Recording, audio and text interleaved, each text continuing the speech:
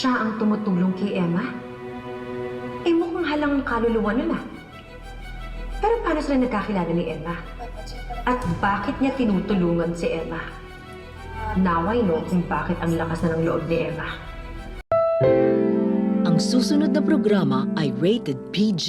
Ito ay nangangailangan ng patnubay at gabay ng magulang para sa mga batang manonood.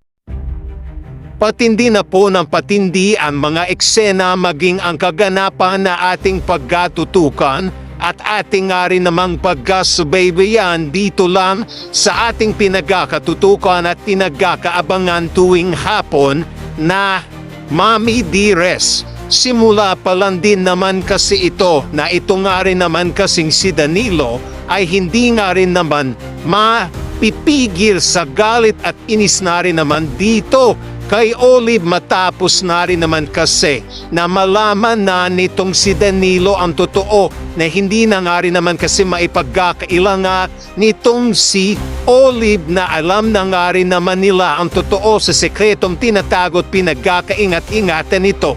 Kaya dito nga rin naman ay hindi na nga rin naman napigil nitong si Danilo na sabihin dito kay Olive na di mo na kami maloloko pa, Olive.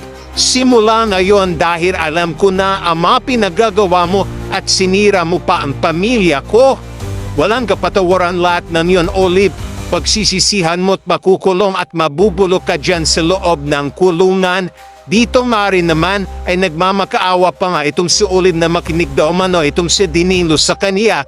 Pero hindi na nga makikinig pa itong si Danilo. Yan nga din ay ating pagkatutukan at pagkakamangan.